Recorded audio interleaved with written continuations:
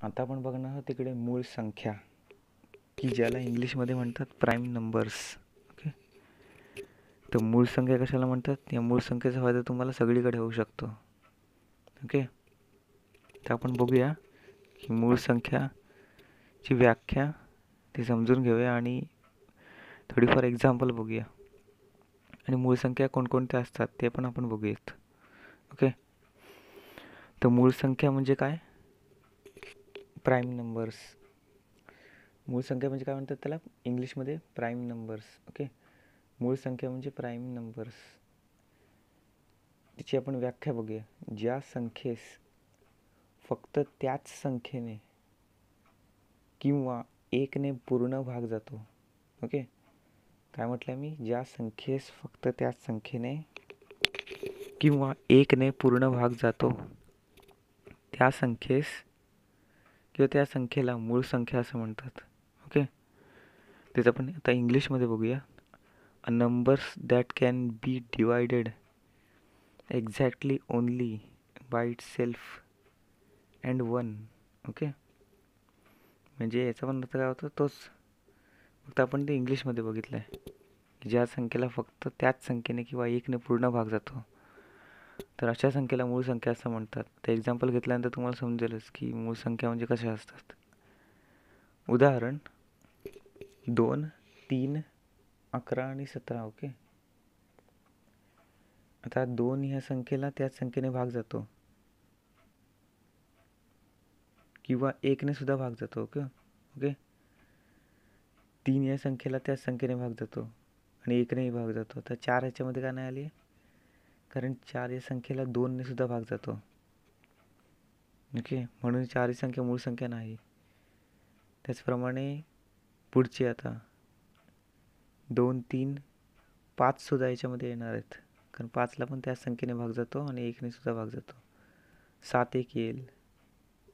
त्याच्यानंतर 11, 13, 11, 13, 17 अशा बरेच एक्झाम्पल आहेत, पण आपण इकडे फक्त 4 एक्झाम्पल बघितले. आता आपण ही जी एक्झाम्पल आहेत ते आपण पुढे बघूयात.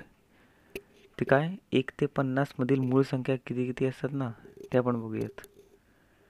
1 ते 50 मध्ये पहिली 2, दुसरी 3, त्याच्यानंतर 5, 7, 11, 13, 17, 19, 23, 29, 31, 37, 41, 43, 47. ओके, या कोणत्या संख्या आहेत? 1 ते 50 मधील मूळ संख्या आहेत. ओके, या संख्येला फक्त त्याच संख्येने भाग जातो आणि शिवाय एकने भाग जातोच.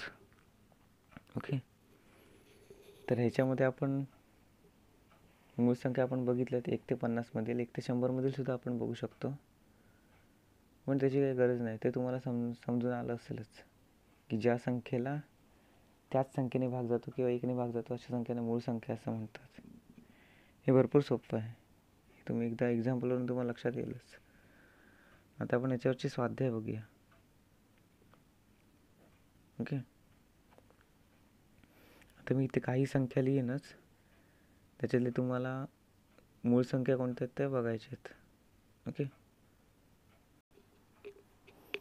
ओके, इथे आपण काही स्वाध्याय बघितले. स्वाध्यायामध्ये आता आपण बघूया की कोणकोणत्या संख्या मूळ संख्या आहेत. 2, तर 2 या संख्येला त्याच संख्येने भाग जातो किंवा एकने भाग जातो, म्हणजे 2 ही कोणती संख्या आहे? मूळ संख्या आहे. ओके, इकडे आपण काय लिहूया? मूळ संख्या.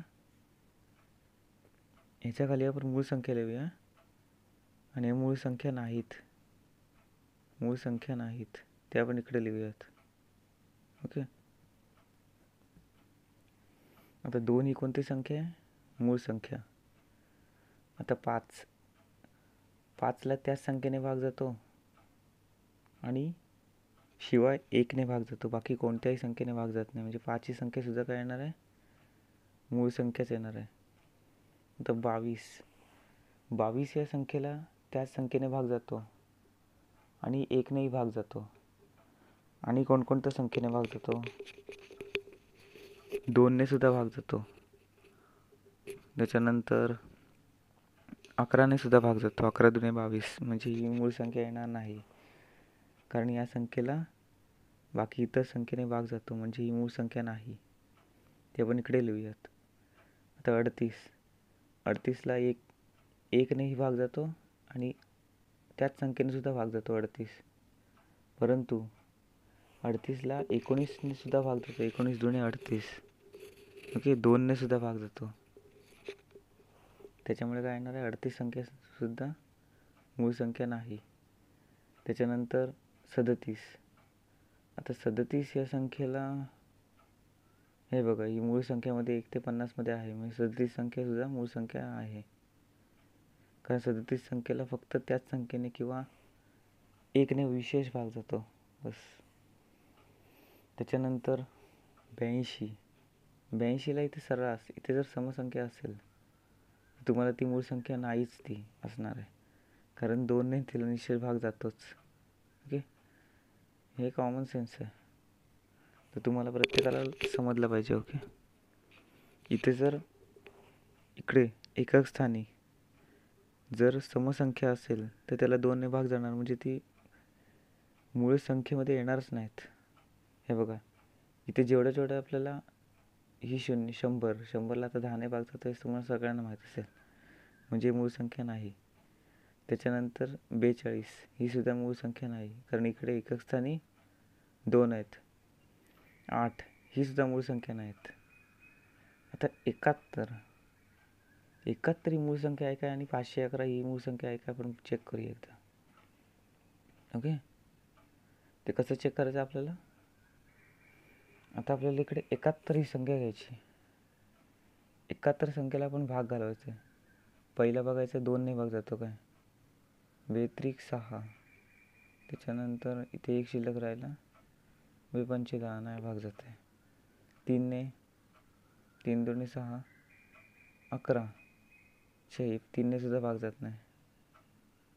त्याच्यानंतर 4ने 4×1=4, 3 राहिले. 4×7= 28, 4ने सुद्धा नाही. 5ने तर जाणारच नाही. 6ने पण नाही. 7ने पण नाही.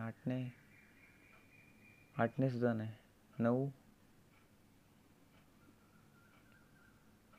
9ने सुद्धा जात नाही भाग.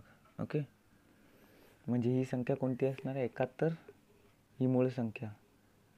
आपल्याला सगळ्यांनी भाग घालून बघायचा, आपल्याला इथे भाग जातो की नाही तो. आता तुम्हाला प्रश्न पडला असेल की 71ला नेमक्या किती संख्येने भाग घालवायचा, किती संख्येपर्यंत आपल्याला भाग घालवायचा, जेणेकरून त्याचं उत्तर आपल्याला मूळ संख्या एक्झॅक्ट मिळेल. म्हणजे समजा 71ला किती संख्येपर्यंत भाग घालवायचा आपल्याला कळणार नाही ना, की नेमकं किती संख्येपर्यंत ह्याला भाग घालवायचा आहे. तर 71च्या निम्मे किती होतात, 35. आता 1 ते 35 पर्यंत आपल्याला जितक्या संख्या तितक्या संख्येने आपल्याला याला भाग घालवायचा आहे.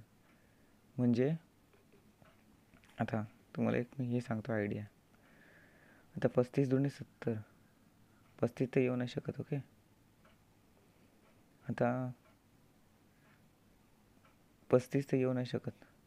आता 34 पण येणार नाहीच ना. त्याच्यामुळे 71/3 किती, आता 20×60, 21×63, 23×69. आता 35 वरून डायरेक्ट 23ने भाग घालवायचा. 23×69 येतं, भाग जात नाही. ओके, आता 4ने किती, 15×60, 16×64, 17×68, 18×72. 18ने सुद्धा विशेष भाग जात नाही. ओके, त्याच्यानंतर 5.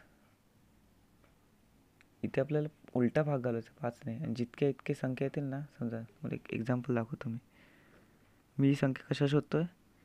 इथे 5 समजा, 5×1=5, 6×7, 5×4=20. आता 14ने भाग घालवायचा, 14×5=70, 15×5=75. ह्याच्यामध्ये 71 येतं, म्हणजे ही मूळ संख्या नाही. आपल्या ह्याने भाग जात नाही 14ने. ओके, त्याच्यानंतर इथे 6 घ्यायचे. 6 1×6, 6 एके 6, 6 दुणे 12 होत नाही ना, म्हणून 11 सक 66, 12 सक 72. ओके, म्हणजे 11ने सुद्धा विशेष भाग जात नाही. आता आपल्याला 1 ते 10 मधले पूर्ण 1 ते 10 संख्येने भाग जातो की नाही बघायचं 71ला. जर भाग जात नसेल तर 71 संख्या मूळ संख्या आहे, आणि 71 संख्या मूळ संख्याच आहे, म्हणून तिला कुठल्या संख्येने भाग जात नाही, शिवाय 1ने सोडून आणि त्याच संख्येने. ओके, त्याच्यानंतर आता याच्यामध्ये आपला फायदा काय होतो, आपल्याला पाडेसुद्धा लक्षात राहतात.